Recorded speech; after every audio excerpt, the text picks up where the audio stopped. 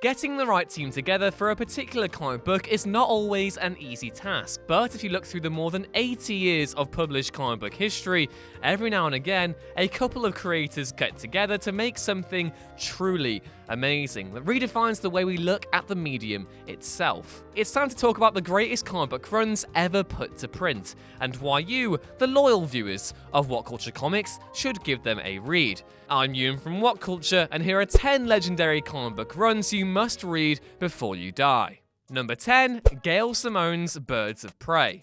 Gail Simone may now currently be plying her trade over at the House of Ideas on Domino, but the writer is fairly synonymous with DC, and for good reason. Over the course of a decade, Simone lent her talents to dozens of different comics, none more famous than Secret Six and Birds of Prey. Secret Six is my personal favourite of the pair, but there's no denying Birds of Prey's influence. Featuring an all-star cast comprised of Oracle, Black Canary, Huntress, and more, Simone, together with artist Ed Benes, crafted an intricate, character-driven series that earned plaudits from the start to its end. This was somewhat frustrated by DC's on-again, off-again cancellations of Simone's work, but those who have read Birds of Prey will be all too aware of just how brilliant the series was, and how it influenced DC in various mediums both during and after its initial run. Number 9, Stan Lee and Jack Kirby's Fantastic Four. When you are talking about an amazing run, you need look no further than the work Stan Lee did with Jack Kirby on the Fantastic Four. This was one of those runs that could only be described as genre-defining thanks to the way it helped solidify Marvel as a superhero publisher in the 60s and changed the way comics were made. This run not only introduced the core characters of the Fantastic Four, it also brought up some of the most important characters ever created in the Marvel Universe. The work these two giants of the industry put into this run could be studied in university courses simply for the impact they had on comics, superheroes in general, and pop culture across the entire planet. But you knew all that already. Number 8, Grant Morrison's Batman. Since its introduction in 1939, Batman has been written and illustrated by some of the industry's greatest creators. People like Frank Miller and Scott Snyder have certainly had an impact, but one of the best writers for The Dark Knight is easily Grant Morrison. Morrison's run on Batman covered a number of the Caped Crusaders books with a single overarching theme that everything that came before genuinely happened to Batman. That means that anything seen previously out of continuity was suddenly thrown into the mix with all repercussions and craziness it involved. I mean, just look at the Batman of Zur-En-Arrh. Look at him. Morrison tested Batman's sanity in Batman R.I.P. and truly tested him some more with some of the most riveting storytelling to ever hit a Batman book. The work Morrison did on Batman changed the way The Dark Knight was presented, and he had a lasting impact on the DC universe for it. And though the New 52 fudged the resolution somewhat, Morrison's run was one for the ages. Number 7, Stan Lee and Steve Ditko's Spider-Man. The comics put together by the late Stan Lee and Steve Ditko are another example of a work that is genre-defining. These two gentlemen gave the world Spider-Man with his introduction in Amazing Fantasy number 15, and they continued to work together for another 40 issues. Unfortunately, they began to butt heads, and when their work on Spider-Man came to an end, so did their work together entirely. Ditko split from Marvel in 1966 and went on to work for rival company DC Comics, but his work with Marvel was certainly significant. Spider-Man has gone on to become one of the most recognizable fictional characters on the planet, and it's all thanks to the work of Lee, Ditko, and later Jerry Conway, Gil Kane, and John Romita. Most Spider-Man stories written since Ditko and Lee worked on the book were built off of their accomplishments, which is why this is easily the best Spider-Man collaboration and run in the character's entire history. Number 6, Ed Brubaker's Captain America. When a new creator takes over an established line for the first time, it's important to start off with a bang.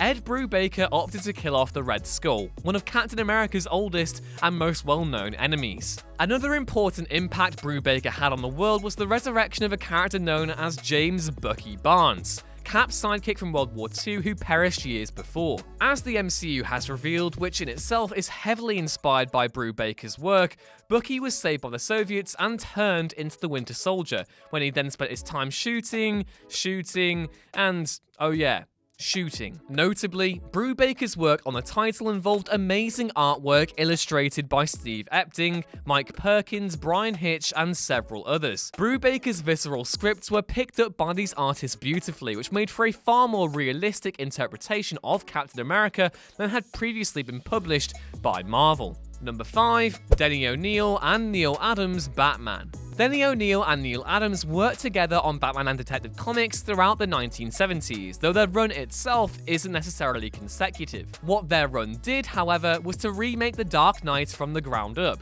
returning him to the darker elements of the Golden Age and divesting from Silver Age silliness in the process. While the 60s TV series was a great approximation of the comics it was based off of, the creators wanted to bring him into a darker persona, someone criminals would truly fear and not simply joke about with like they did opposite Adam West and Burt Ward. What O'Neil and Adams created was an edgier, darker Batman who Grant Morrison referred to as the hairy-chested love god version of Batman he built off of when he took over the book decades later. Their work on Batman helped to redefine one of the most important characters DC Comics has ever produced, and their impact can be seen in just about every subsequent representation. They introduced Ra's al Ghul and created nuances to the character that have informed literally every subsequent depiction of the character in popular culture. They don't get much more important than this one, folks. Number 4. Literally, almost, every Daredevil run ever. Hey everyone, did you know that I love Daredevil? Because I do! For you see, out of all the characters in Marvel's library, none have been the subject of as many lauded runs as the Man Without Fear. There's Frank Miller's, which took the character to newfound heights and told the definitive Daredevil story in Born Again with artist David Mazzucchelli, and Nocenti's, which is still somehow overlooked by the mainstream despite it introducing some of the character's most compelling characteristics by bringing him more in touch with NYC as it then existed, Brian Bendis and Alex Maleeves, which may be my favourite of all time, and then Ed Brubaker and Michael Larks, Mark Waid and Chris Samnee, and oh yeah, that one Chris Samnee literally just wrapped up. Whichever Daredevil book you choose, you can be 90% certain it's a classic of some sorts. Miller's is probably the best place to start, but if you're looking for a more modern version, you can't go wrong with Bendis's. Number 3. Alan Moore's Swamp Thing. Alan Moore is well known around the world for his work on Watchmen, but he's been contributing his words to comics for decades, some of the most important stories told found in the pages of Swamp Thing. For anyone who isn't familiar with his work on the book back in the 1980s, those are issues anyone who enjoys DC Comics has to read at some point in their lives. When he first took over the book, he spent an entire issue tying up the plot lines from the previous creator, and then let loose in the second issue, redefining the character in the process. In his second issue, Anatomy Lesson, Moore completely changed Swamp Thing's origin story such that he wasn't Alec Holland transformed by a chemical explosion, but rather he was an amalgamation of animated sentient plant life who he thought was Holland himself. It was incredibly meta and changed the way Swamp Thing was presented from that point forward. Moore's biggest impact was the development of DC's Vertigo imprint, which spun out of his work to help launch titles like Sandman, Hellblazer, and many, many more. Number 2. Neil Gaiman's Sandman. While many people know of Neil Gaiman as a novelist and children's book author, he is no stranger to the world of comics. Gaiman's work on Sandman through its entire run of 75 issues is easily one of the greatest literary works in the medium. The stories within Sandman revolved around the titular character who was Dream of the Endless, the personification of the aspect of dreaming. His world, the dreaming, was populated with nightmares, dreams, and concepts that made the reader think about their very understanding of reality. Depictions of heaven, hell, and everything in between stunned readers alongside elements of Shakespearean literature, Greek mythology, and many more literary elements previously missing from the medium of comic books. Number 1. John Byrne and Chris Claremont's X-Men.